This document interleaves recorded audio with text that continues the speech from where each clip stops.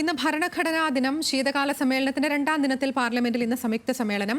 ഭരണഘടനാ ദിനത്തിന്റെ ഭാഗമായി രാഷ്ട്രപതി, ഉപരാഷ്ട്രപതി, പ്രധാനമന്ത്രി, പ്രതിപക്ഷ നേതാവ്, സ്പീക്കർ എന്നിവർ പാർലമെന്റിനെ അഭിസംബോധന ചെയ്യും. ശരത് ലാലുണ്ട് വിശദാംശങ്ങളുമായി ഡൽഹിയിൽ നിന്ന്. ശരത്ത്, ഇന്ന് ഭരണഘടനാ ദിനമാണ്. എന്തൊക്കെയാണ് നടപടിക്രമങ്ങൾ? എങ്ങനെയാണ് നടപടിക്രമങ്ങൾ?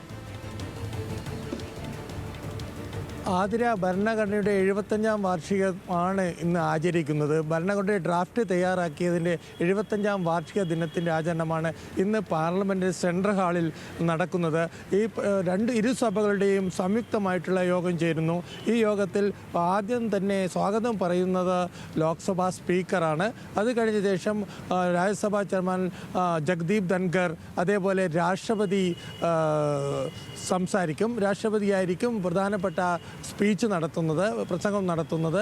എന്നാൽ പ്രധാനമന്ത്രിയും പ്രതിപക്ഷ നേതാവും സംസാരിക്കുന്നില്ല എന്നാണ് ഇന്നലെ കിരൺ റിജിജു പറഞ്ഞത്.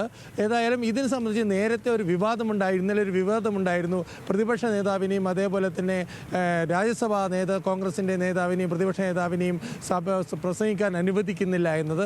ഇത് ഇന്നലെ രാത്രിയോട് തന്നെ ബിസിനസ് അഡ്വൈസറി കമ്മിറ്റിയിലും കക്ഷി നേതാക്കളെയും യോഗത്തിൽ ധാരണയായി. പ്രധാനമന്ത്രി ചടങ്ങിൽ പ്രസംഗിക്കുന്നില്ല.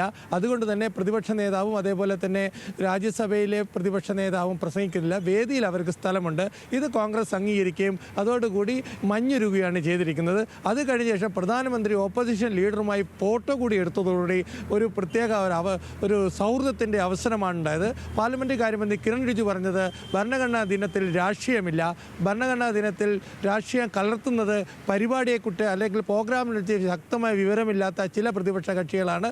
ഇക്കാര്യം പരിഹരിച്ചു എന്നും കിരൺ റിജിജു പറഞ്ഞിട്ടുണ്ട്. ഏതായാലും ഭരണഘടനയെ സംബന്ധിച്ചോളം ഒരു വിവാദവുമില്ലാതെ ഇന്ന് രാവിലെ 11 മണിയോട് കൂടിയിട്ട് ഭരണഘടനാ ദിനം സംയുക്തമായി ഇരുസഭകളും ആഘോഷിക്കുമെന്ന് നമുക്ക് പറയേണ്ടി വരും. ഭരണഘടനയുടെ 75-ാമത്തെ വാർഷിക ഡ്രാഫ്റ്റ് തയ്യാറാക്കേണ്ട വാർഷിക ദിനമാണിന്ന്. അത് രാജ്യത്തിന് ഒരു പൊതുവായ സന്ദേശം നൽകും എന്ന് തന്നെയാണ് നമുക്ക് ഇതുകൊണ്ട് പറയാൻ കഴിയുന്നത്.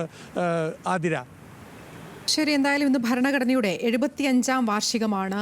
ഏകദേശം 11 മണിക്ക് പാർലമെന്റിൽ 75-ാം വാർഷികാഘോഷം നടക്കും എന്നുള്ളതാണ് കരുതുന്നത്. പഴയ പാർലമെന്റ് മന്ദിരത്തിലെ സെൻട്രൽ ഹാളിൽ സംയുക്ത സമ്മേളനം നടക്കുമെന്നാണ് കരുതുന്നത്. ശരത് ലാലാണ് വിശദാംശങ്ങൾ നൽകിയത് ഡൽഹിയിൽ നിന്ന്.